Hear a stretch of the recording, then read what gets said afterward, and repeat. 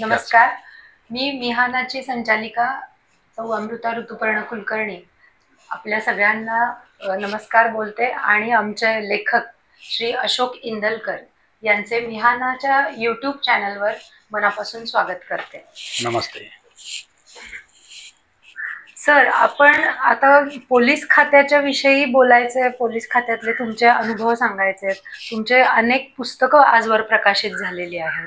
म्हणजे एक पोलीस खात्यातील अधिकारी म्हणून निवृत्ती झाल्यानंतर आणि पोलीस खात्यात असताना सुद्धा यांनी आपलं लेखनाचा विकास कसा घडवला आणि आपलं लेखन कौशल्य पुस्तक रूपाने कसं आणलं याबाबत आपण आज यांच्याशी गप्पा मारणार आहोत. तुमचं सर बालपण, शिक्षण हे कुठं झालं आणि म्हणजे जन्मगाव कोणतं आणि इंदलकर घराण्याविषयी थोडंसं आम्हाला सांगा. नमस्कार. माझं नाव अशोक धर्माजी इंदलकर आणि माझा जन्म सातारा महाबळेश्वर जो रोड आहे त्या रोडवर कळंबे नावाचं एक छोटंसं गाव आहे. निसर्गरम्य ठिकाणी ते गाव आहे. त्या ठिकाणी माझा जन्म झाला. घराण्याच्या विषयी सांगायचं तर आमचं सरदार घराणं आहे आणि शिवाजी महाराजांच्या आदेशाने जे छोटे मोठे किल्ले बांधले आणि दुर्गराज रायगड ज्यांनी बांधला ते सरदार हिरोजी इंदलकर हे आमचे पूर्वज. परंतु गावात नंतर मी साधारण 4थी पर्यंत शिक्षण घेतलं. त्यानंतर आम्ही जवळच सातारा म्हणून एक शहर, सातारा शहर आहे, त्या सातारा शहरात माझं नंतर पुढचं शिक्षण सातारा शहरात झालं. म्हणजे बालपण आणि हे सगळं तिथेच गेलं तुमचं?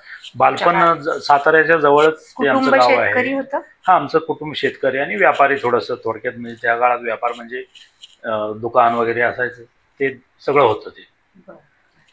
आणि मग शिक्षण तुमचं सुरुवात तिथे झाली आणि लौकिक शिक्षण म्हणतो तसं डिग्री म्हणा किंवा तुम्ही आता मुंबईत नंतर गेलात, तर सातारा टू मुंबई हा प्रवास कसा केला? 4थी पर्यंत शिक्षण माझं गावी झालं, आमच्या कळंबे गावी झालं. त्यानंतर पुढचं 10वी कॉलेजपर्यंत साधारण साताऱ्यात झालं आणि तिथून मग आमचे भाऊजी मुंबईत होते, बहीण मुंबईला दिलेली होती, तर तिथं त्यांची फॅक्टरी वगैरे होती. पण त्या ठिकाणी मला त्यांनी भाऊजींनी बोलवून घेऊन गेले आणि तिथं मग लॉला मी ॲडमिशन घेतली आणि त्या ठिकाणी माझं कंप्लीट झालं. कंप्लीट म्हणजे 2 वर्षे माझी झाली. Bachelor degree, bachelor in general law, असं 2 वर्षाचा. पण पोलीस खात्यासाठी लॉ करणं आवश्यक असतं का? नाही, असं काही नाही.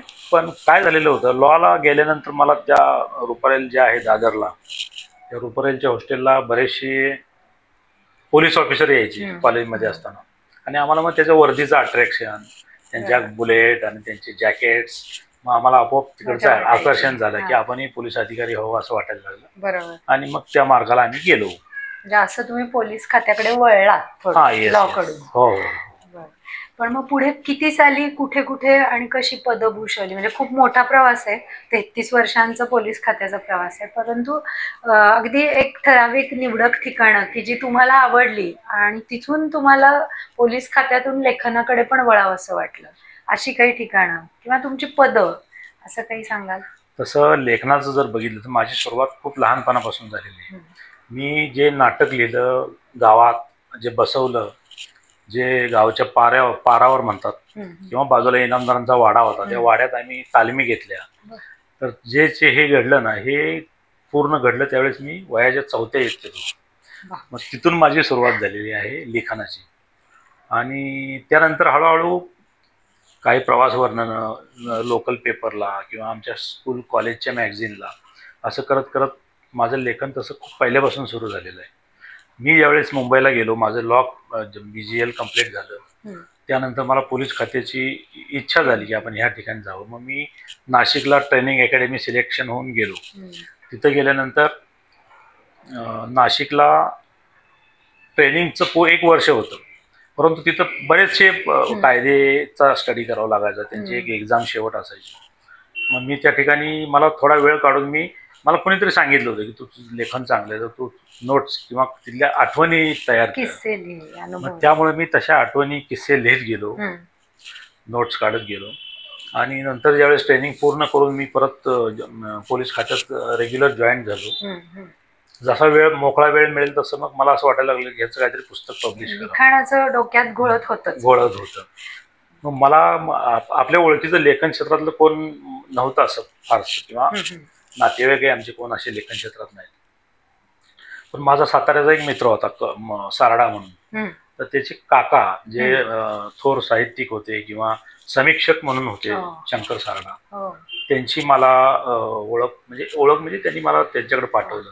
ती मी सगळी डायरी वगैरे दाखवली. मग त्यांचं मार्गदर्शन म्हणजे तुमच्या हातात थोडीशी लेखन कला चांगली आहे, तुम्हाला लिहायला काही हरकत नाही, चांगली नोव्हल होईल. मग त्यांनी मार्गदर्शन केलं कसं कसं लिहिता येईल. आणि ते करून माझं पहिलं पुस्तक जे लेफ्ट राईट आहे ते मग पुस्तक प्रकाशित झालं. वा.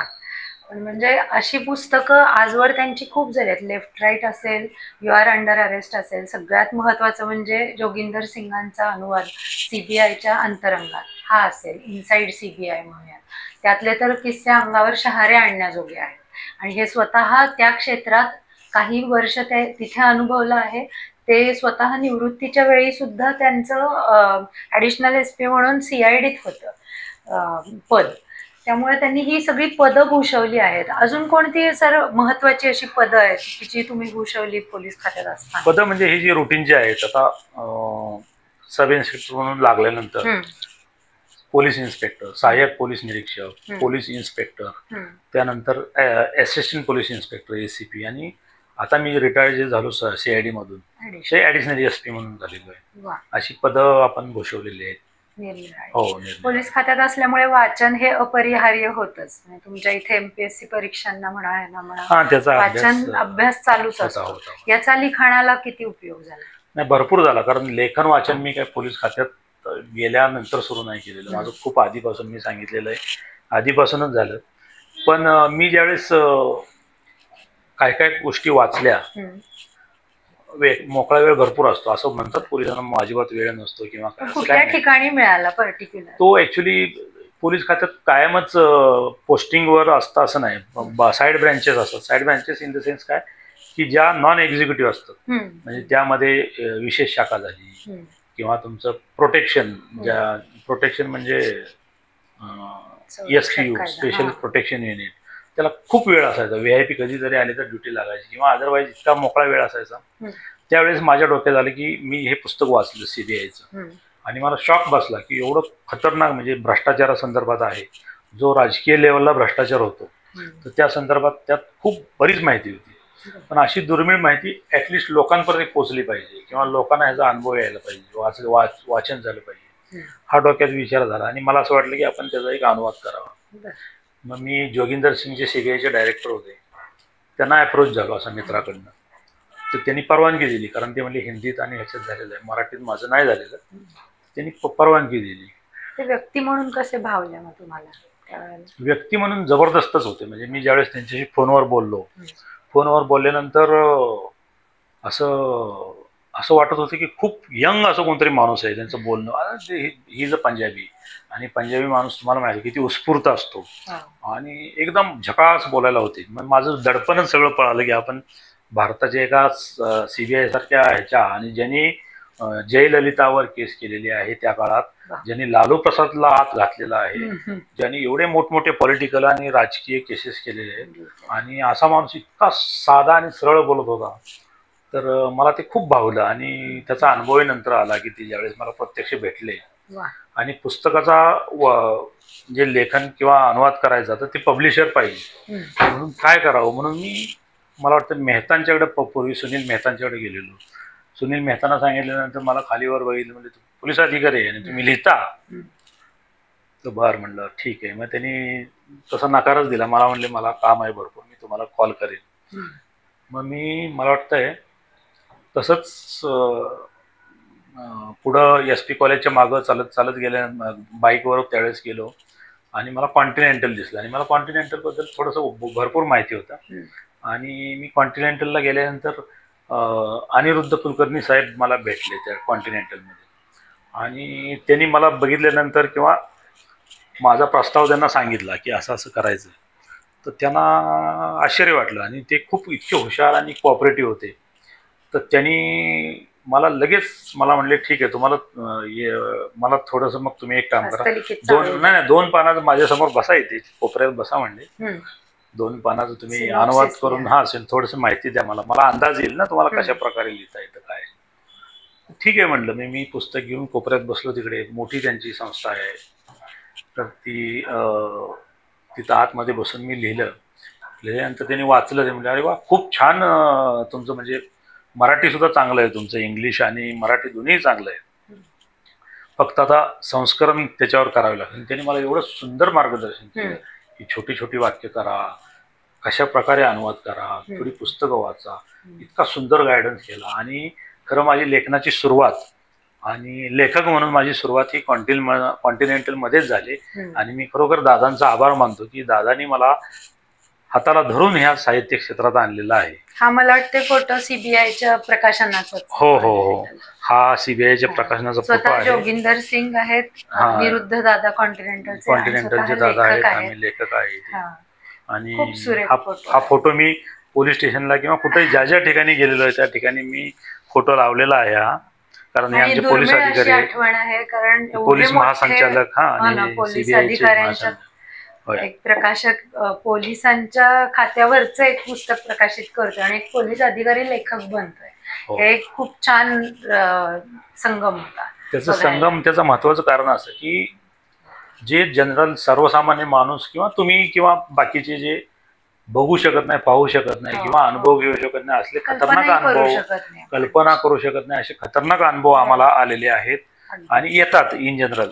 पण जर पोलीस अधिकारी लेखक असेल, आता माहिती आहे तुम्हाला बरेचसे आमच्याकडे लेखक आहेत, पोलीस अधिकारी लेखन केलेले आहेत, पण ते समाजासमोर येतं आणि समाजासमोर ह्या केसेस किंवा लोकांवर खरं कशा प्रकारे अन्याय होतो किंवा हे आपण भ्रष्टाचाराबद्दल हे सीबीआयच्या इनसाइड सीबीआयचं आपण मराठीत कॉन्टिनेंटलनं जे केलं पुस्तक, नंतर ते मिहाना पब्लिकेशननं केलेलं आहे. कॉन्टिनेंटलचे अनिरुद्ध कुलकर्णी म्हणजे माझे सासरे, हो, त्यामुळे मिहानावरती सुद्धा म्हणजे तुमच्या जशा प्रभाव टाकणाऱ्या या व्यक्ती आहेत तसं माझ्यावर पण प्रभाव टाकणारे तुमच्यासारखे लेखक आहेत आम्हाला मिळालेले. आणि कॉन्टिनेंटल हा वारसा चांगला पुढे गेला आणि हे खूप कष्टाळू मी बऱ्याच वेळा बघितलेलं आहे.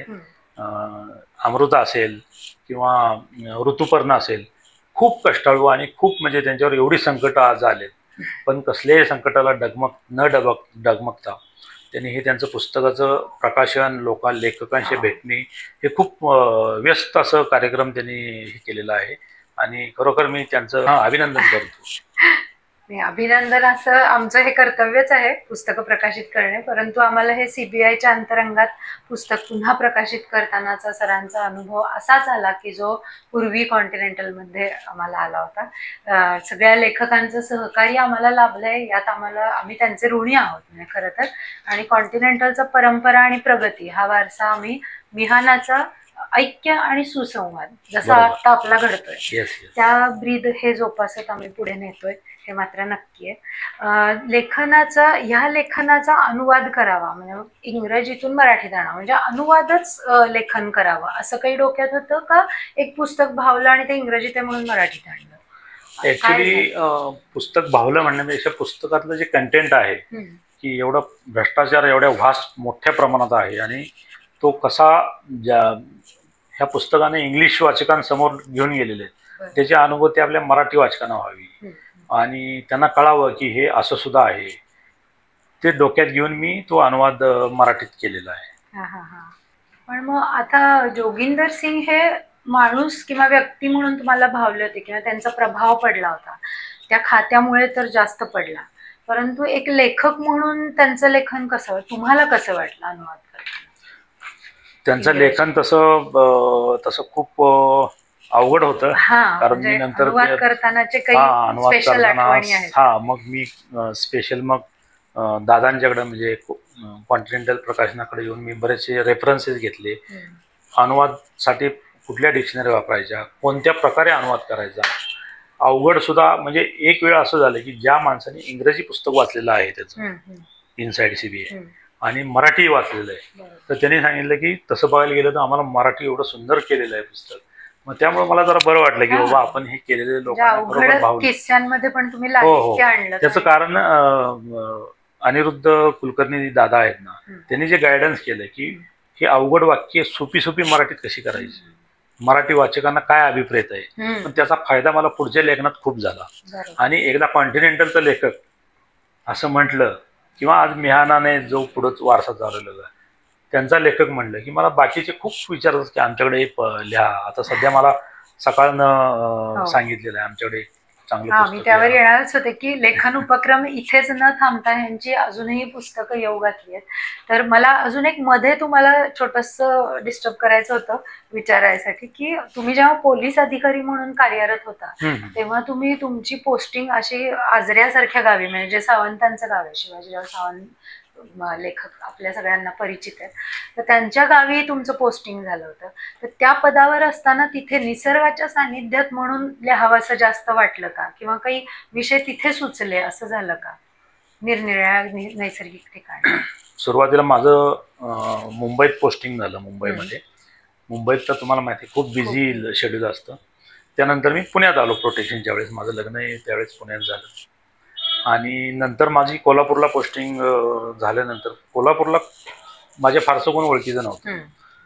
तर काय करावं, तर मला साहित्य क्षेत्रातनं सांगितलं की बाबा कदम जे आहेत जुने लेखक, तर ते आपले आहेत, त्यांना भेटा. मग मी बाबा कदमांना भेटलो. मग आमचं सूत एवढं जुळलं. आणि मी लेखनातला असल्यामुळे, आणि ते पोलीस खात्यात ते पूर्वी हे करायचे ना, सरकारी वकील, पोलीस प्रोसिक्युटर म्हणून त्यांनी काम केलेलं होतं. त्यामुळे भरपूर अनुभव होता. तर मला मी त्यांना मी बोललो, म्हटलं मला वेळ मिळत नाही बऱ्याच लेखनाला. तर ते म्हणले, अशोकराव, आम्ही ज्यावेळेस कोर्टात केस लढतो, पोलिसांच्या बाजूनच ते लढायचे ना, गव्हर्नमेंट प्लेडर होते ते. तर त्यावेळेस समोरच्या वकिलाला आम्ही ज्यावेळेस प्रश्न आरोपीला विचारायचो, नंतर त्यांच्या वकिलाचं जे हे व्हायचं, क्रॉस व्हायची, तर ते क्रॉस 1-1 तास चालायचे. त्यावेळेस माझी 5 पानं लिहून झालेली असायची. मी म्हणलं, बाप रे, एवढं जर असेल तर मग आपल्याला तसा लेखनाचा अनुभव घेतलाय सरांनी.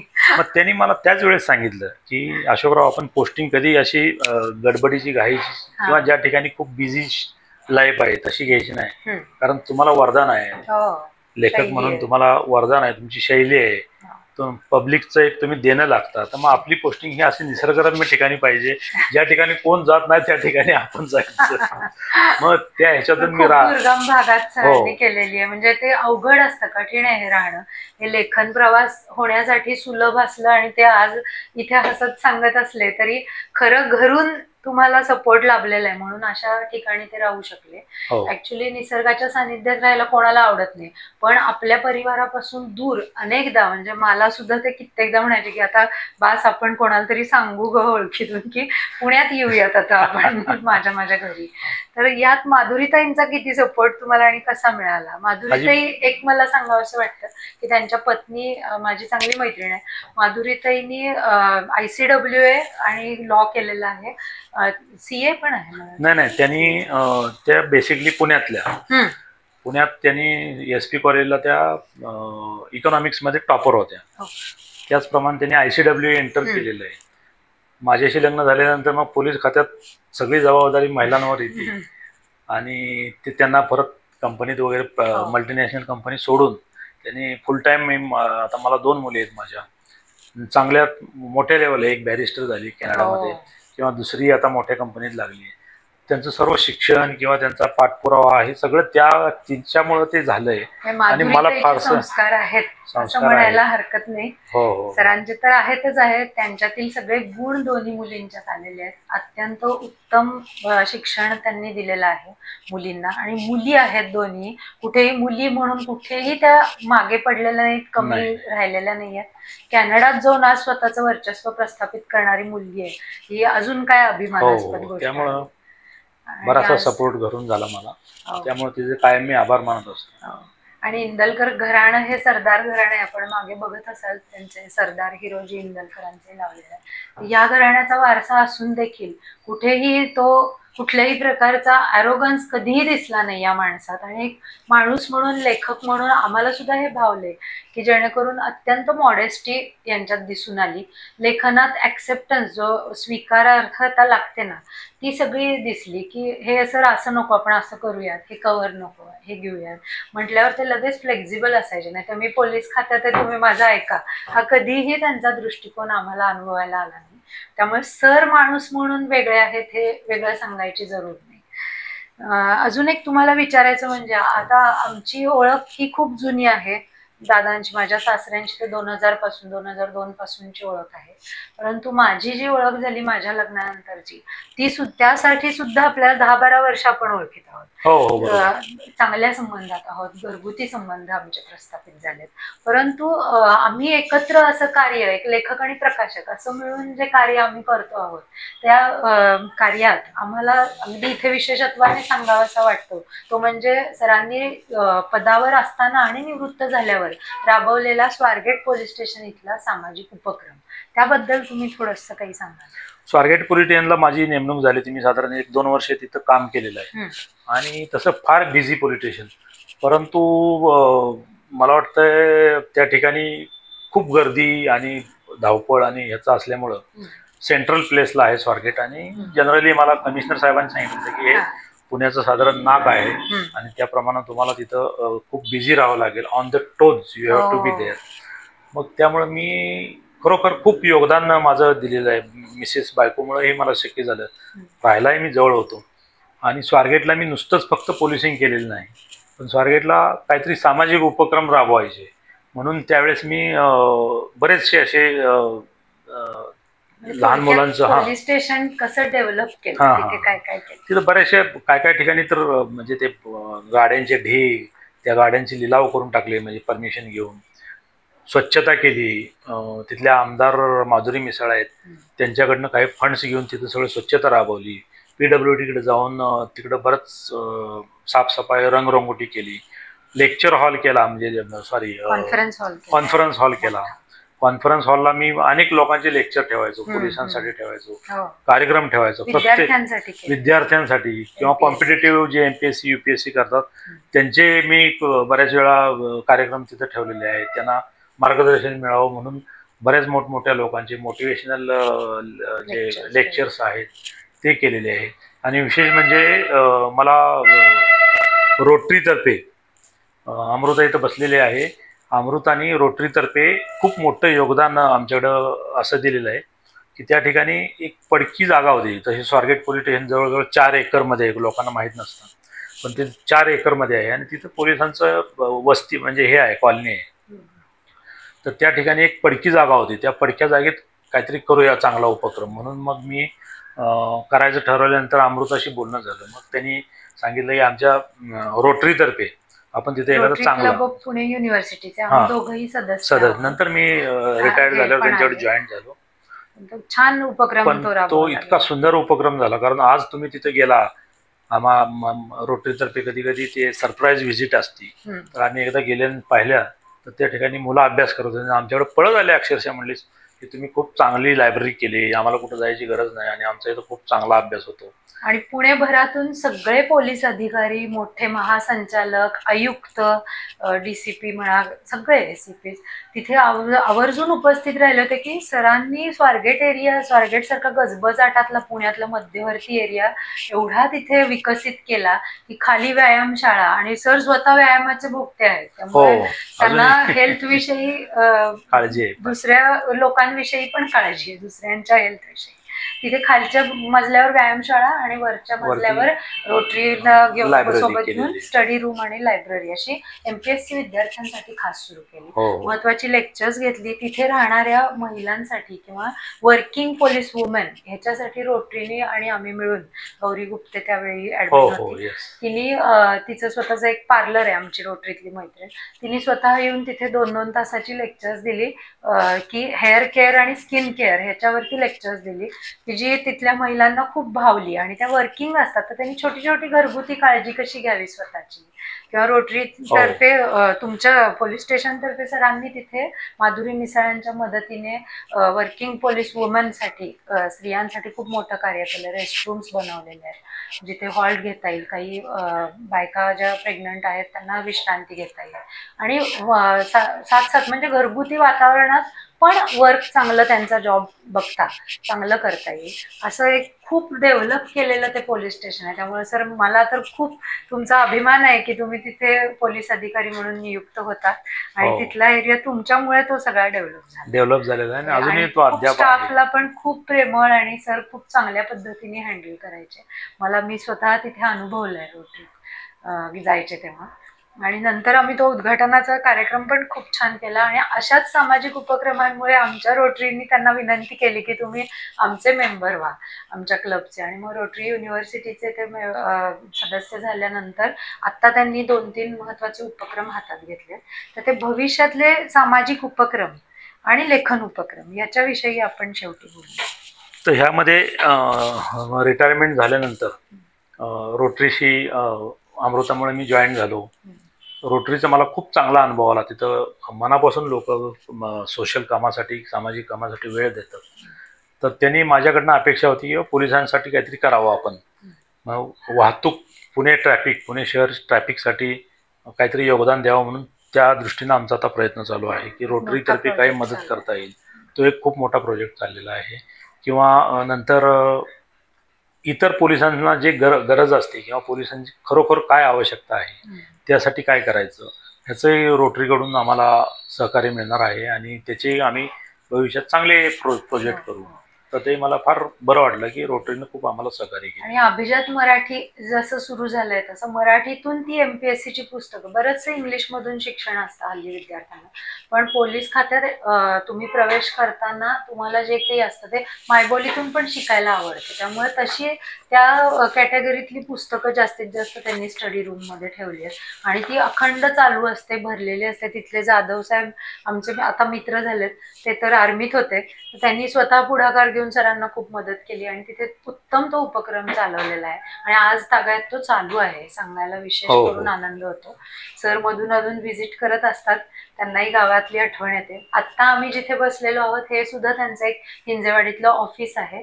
तर त्या फेज 1 मधल्या ऑफिसमध्ये त्यांनी इथे एक खास बिल्डिंग बांधली आहे की जेणेकरून IT पार्क आणि IT सेक्टर जो गावाबाहेर आहे त्यांच्या राहण्याची सोय व्हावी याच्यासाठी यांनी इथे वसतिगृह गृह निर्माण केलेलं आहे. ऍक्च्युली मुलींना थोडीशी भीती वाटत असते अशा ठिकाणी. बाहेरच्या मुली बऱ्याचशा आहेत, दिल्ली, UP किंवा साऊथ मद्रास तिकडच्या. पण पोलीस अधिकाऱ्याचं जर असेल ना तर त्यामुळे त्यांना थोडासा आधार वाटतो आणि त्यांच्या घरच्यांनाही आधार वाटतो की तुम्ही या ठिकाणी राहा. त्यामुळे ते इथे बिनधास्त असतात. आणि लेखनाचं अजून एक उपक्रम चालू आहे. म्हणजे परत आता आपण लेखन क्षेत्राकडे, लेखक म्हणून तुम्ही सांगा आम्हाला की पोलीस खात्यातून निवृत्त झाल्यानंतर तुम्ही लेखनाच्या दृष्टिकोनातनं आता काय काय उपक्रम हातात घेणार आहात? आता वेळ चांगला मिळतोय मला आणि चांगला वेळ मिळतोय तर स्वतःसाठी मिळतोय आणि लेखनालाही मिळतोय वेळ. तर त्यामुळं मी आता अशा काय काय गोष्टी आहेत. उदाहरणार्थ CID बद्दल लोकांना फारसं काय माहित नाही. इव्हन CID मध्ये पोलिसांनाही फारसं काय माहित नाही, कारण CID मध्ये खूप कमी लोक काम करतात पोलीस खात्यातले. CID ऍक्च्युली काय आहे आणि CID ची व्याप्ती काय आहे. जसं CBIचं पुस्तक मी कॉन्टिनेंटलकडे लिहिलेलं आहे तसं CID वर मी इनसाइड CID किंवा CIDच्या अंतरंगात हे पुस्तक मला मागणी झाली, बऱ्याचशा लोकांनी सांगितलं ते करा म्हणून. तर त्याच्या काही महत्वाचे केसेस आणि ते करून ते चाललेलं आहे. आपले अजित डोवाल साहेबांचे जे सिक्रेट मिशन आहेत त्याच्यावर काय माझं लेखन चालू आहे. तो खूप मोठा प्रोजेक्ट आहे आणि लोक अवाक होतील वाचून. अशा काही काही गोष्टी स्वतः मी परवा दिल्लीला जाऊन साहेबांशी संपर्कात राहिलेलो आहे आणि त्यांच्याकडनंही मला त्यांच्या ऑफिसमधून खूप चांगलं सहकार्य मिळतं. आणि ज्या काही म्हणजे बाहेर तुम्हाला जनरली वाचायला नाही मिळत ते तुम्हाला ह्या पुस्तकातून नक्की वाचायला मिळेल. वा, नक्की. इतक्या वर्षात जे आम्हाला जमलं नाही, असे जाता येता गप्पा मारायचे आणि सर दिसायचे, ते निवृत्तीनंतर आम्ही त्यांची प्रत्यक्ष येऊन मुलाखत घेऊ शकलो याचा आम्हाला खूप आनंद वाटला. आणि मिहानातर्फे सर तुमच्या प्रत्येक उपक्रमाला आणि तुमच्या इथल्या ऑफिसला, सगळ्या लोकांना, परिवाराला आमच्या मनापासून शुभेच्छा. धन्यवाद. वेळ काढल्याबद्दल धन्यवाद. थँक्यू.